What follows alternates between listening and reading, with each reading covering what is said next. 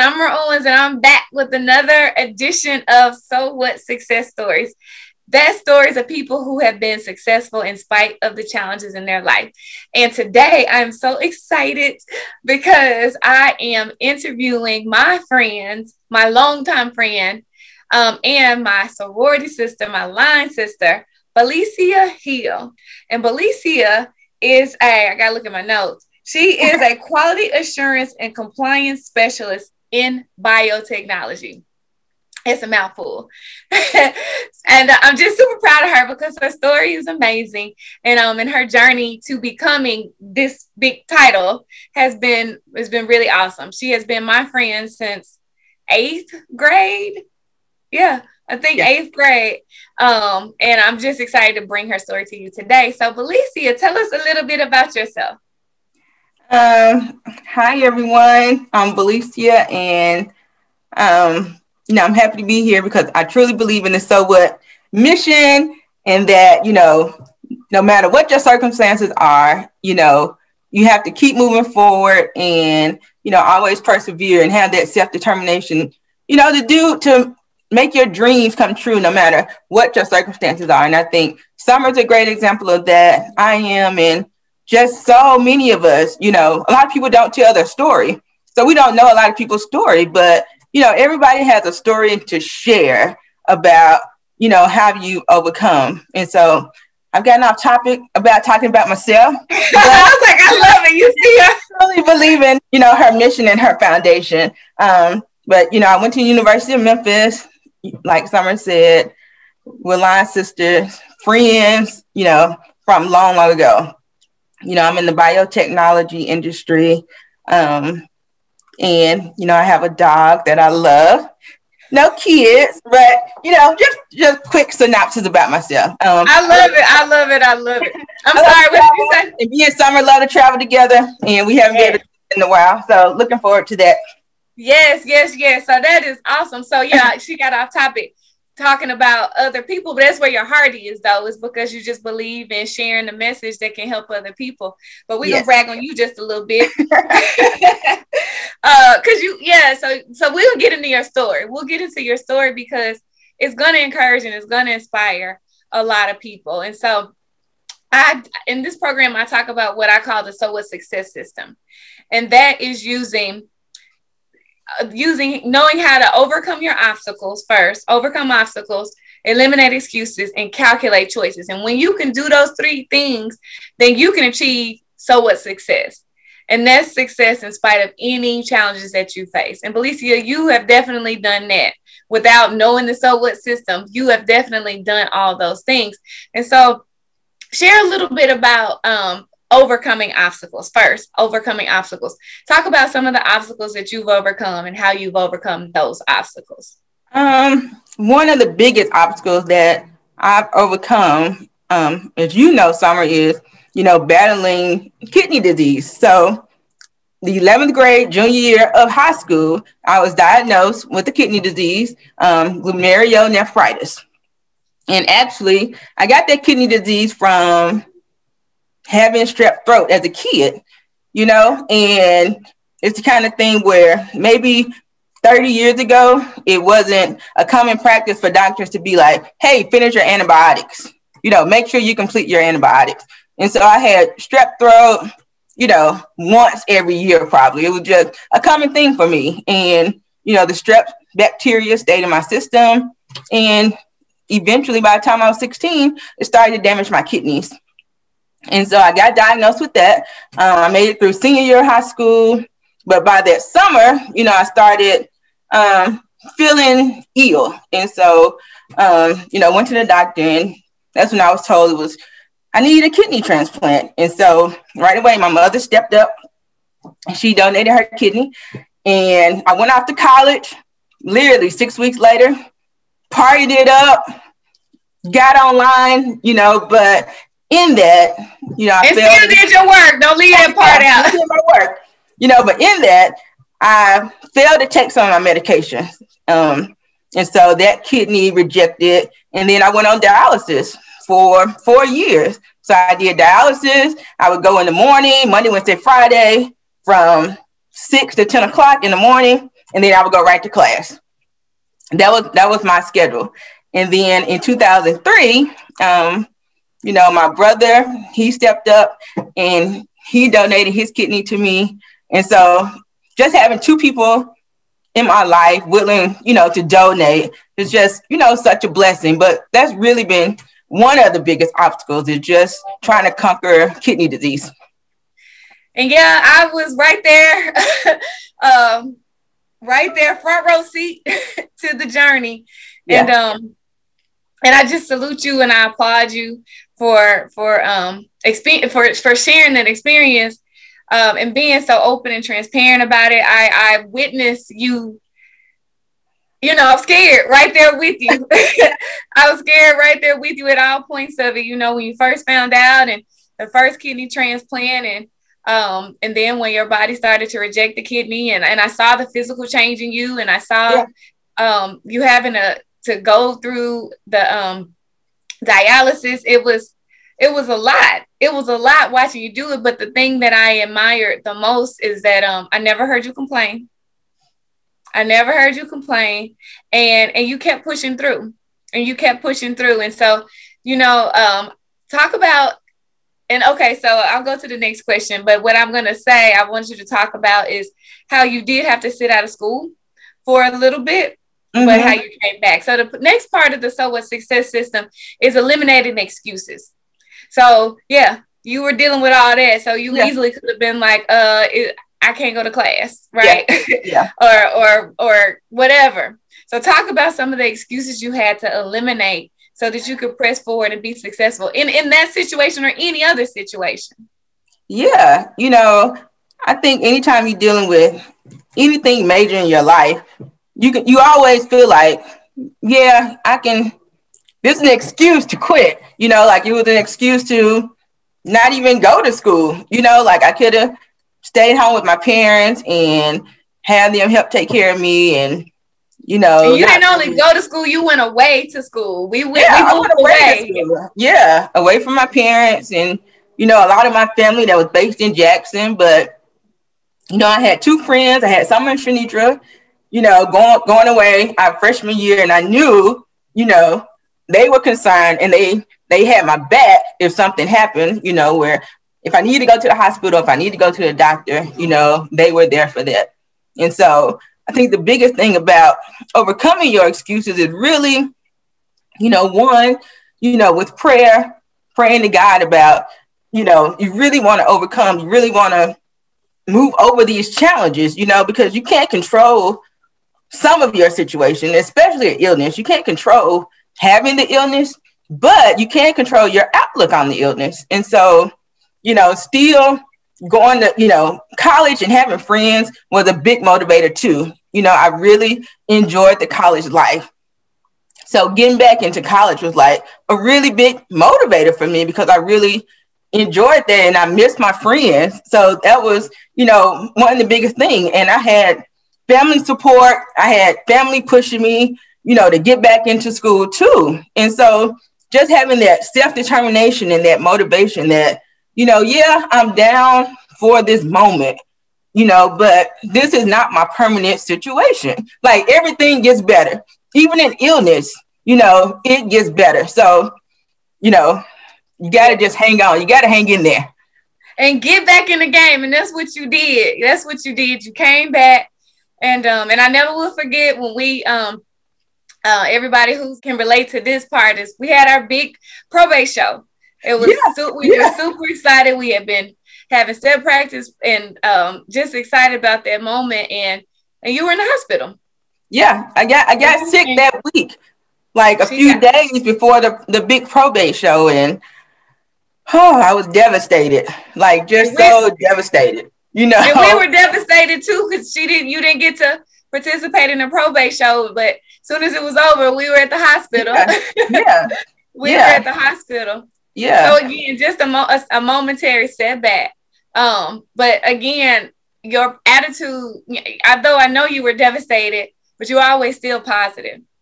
You were always still at least that's what I saw.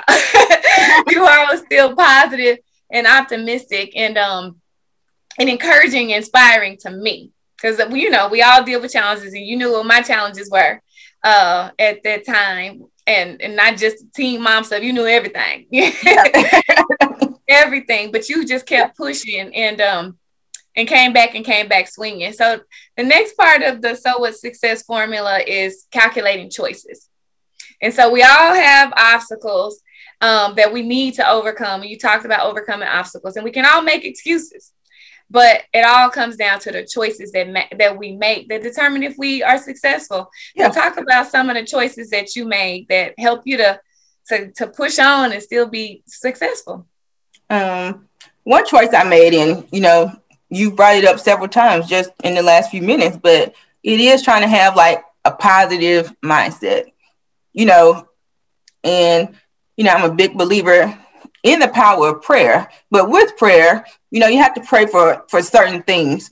And so it's always trying to have that positive, mindset and that outlook of, I may be sick or, I'm dealing with dialysis, but at the same time, I made the choice of, hey, I'm 20 years old and I want to enjoy college life and I want to go out with my friends and I want to party. So, I made choices to do that. And, you guys probably didn't even know, but like if we traveled, I made sure that, I set up my dialysis schedule to where I could travel longer days without, having to go to dialysis. Like I just made choices to, just be positive and to continue to live life and have fun. It is. I know it gets hard sometimes in the moment. Like you think down, you think negative, you seem like you're never going to overcome it. But I promise you, changing your mindset really does change a lot. I mean, it really does changes a lot. It definitely changes everything. And I'm so glad you said that, because I like to talk about the power of your mindset. And if you believe you can do something. And I love how you keep talking about having fun too. So, because we had fun in college and after college too. But don't get it twisted. She's serious. So what's your degree in? We were all really studious. You know what I mean? We were very serious students. My degree is in biology, but I have a minor in chemistry. So that don't sound like a party girl, but she did. Yeah, we weren't party girls, but we definitely had fun and we enjoyed college life. But, our main mission was getting that degree. Yeah, and I love how you talk about it, though, because it's so important that people have balance, right? Yeah. That we didn't just go to school and didn't just go to class. That we did have fun and we did have our relationships and we did have our social interactions, even in our challenges. So even though you were dealing with dialysis and I was dealing with being a mom, we still were able to manage doing all that. And so you went back to school and you got that degree, that biology degree with a minor in chemistry that I wouldn't have even ever thought about. And you did it, and then you started your career, and you've just blossomed in your career because you've been a chemist, and now you are in the biotechnology industry. And I like bragging and say I have a friend who's a chemist, and now you're in this new role, and I'm just super excited. I'm honored to be your friend, and and that it's held on so long, and it's never going to go away. It's just just for the record. But we were little girls together. So when, just growing up and figuring out how to become a woman together. And that's been a beautiful journey. And you're one of my friends who has had probably some of the most challenges, but that makes me closer to you because I've had a lot of challenges. And, I just connect with people who have challenges. Yeah. We've had challenges together. We've done life together, the ups and downs. We've always been there. So, we know each other's stories in and out and support each other through it all. And so when you combine those things, so you learn how to overcome obstacles, eliminate excuses, and then calculate your choices in your life, I believe you can achieve so what success. And that's success in spite of anything, any challenges that you face. But Bilicia, let me ask you this. How do you personally define success? It's funny. 15 years ago, I would have said success was like being a VP or a CEO or something like that, But now being 40, I know, 40, almost 42, I can really say that success is really doing something in your purpose. That's success. And, like you're successful. You're in your purpose. You're walking your purpose. You're inspiring people. I'm in my purpose, and maybe in 5 years, my purpose may change, right.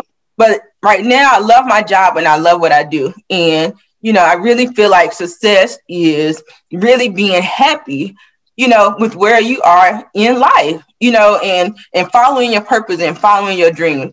And, following your purpose may mean you're making $20 an hour, but you're doing what you're supposed to do, and I really think that's the biggest thing about being successful. You're really following your heart and doing what you love. And it's not about, the money. It's not about titles. It's not about any of that. It's just really things that, bring you joy in life. And that can even be being a full-time mom. Like your purpose is being a mom and taking care of your kids. Like everybody has a different purpose in life. And, I know I've said it before, some people are meant to be CEOs and some people are just, meant to work 9 to 5. And some people are meant to have their own business, but we all have a different journey in this life.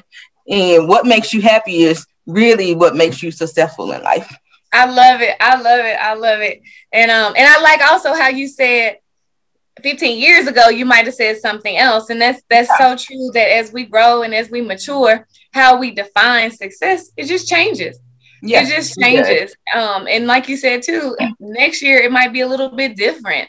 It just depends on the different experiences that you have. And the absolute truth, you're absolutely right. I thought at one time success meant climbing the corporate ladder, having the big bank account and the great salary. And now, none of that. It matters because the more, of course, the more resources you have, the more you can do for other people. Right. But that's not how you define success. So I love it. I love it. I have just one more question. Okay. One more question. You're full of gems. You're full of gems. And I know this is going to help somebody, a lot of people. I know it's going to help a whole lot of people. So we talked about the So What Success system and how to be successful. What advice would you give to somebody who wants to be successful, but they are facing a lot of challenges, dealing with a lot of obstacles? So this may be a college student, it could be a young professional, could be an entrepreneur, but just somebody who may feel discouraged right now. What advice would you give? One tip that I've learned, and we've talked about this too, because you have to set your pride aside, but asking for help. It may seem like a small thing, but our pride really holds us back a lot because we're afraid of asking other people for help. Meaning, like in your situation, asking friends to babysit. That probably took a lot for you because I just know her personality. So I know that probably took a lot for her to be like, I need you guys this day and I need you guys that day. But we never hesitated to do it because we wanted to. I think if people reached out and asked for help more, they would be surprised at who's more willing to help, meaning a mentorship, just shadowing somebody. If you want to be a doctor, get connected with a doctor and try to shadow that doctor and learn, the hands-on every day of like what it really is to be a doctor. Young mothers, single mothers, reach out to other single mothers, like join groups, because asking for help, really, the more connections, the more connections you have. And it really is a growing and a learning process. But the more connections you have really do help you get farther in life. It really does. Yeah. And I think that's great. And definitely I had, we're teenagers, but y'all were my biggest support, because like you, I moved away to college. I moved away from family, and so my friends did have to help me, and I did have to ask for help. And yeah, I am a person who likes to just handle stuff myself. So you're exactly right, and I think a lot of us just don't hate to ask for help. And like like you said, it could be a pride thing, it could be a personality thing, it could be a number of different things. But the beautiful thing is, and you know, and it could also be you've asked for help before and people hurt you and let you down. And I know that, you know, that's even happened in my life in different times. But don't let it discourage you from asking for help in the future, because there are people who want to help. And I like the example that you gave too about mentorship and shadowing people, because the reality is when you ask for help from most people like us and a lot of people in the world, it's like, yeah, I want to help you. If you say you want to be a doctor, nope, I'm not a doctor, but guess what? I know a lot of doctors. A lot of doctors and a lot of people who know doctors, so people can help you and connect you. I like what you said about connections too. And you know how I feel about building your network and maintaining your network. It is crucial. Well, Bilicia, this was fun. This is fun. And I'm so glad that you made the time to talk to me. I'm so glad that you sharing your story and sharing your journey, because also the other thing is people look at you. And when I say you, I mean you and me and anybody else. And they have no idea what your journey is unless you share it. And and they would have most people would have no idea that as a teenager, you went through something that's scary. That's scary, and it totally changed your life. And I'm just so glad and thankful that it didn't take your life, because that was a fear, you know, for me.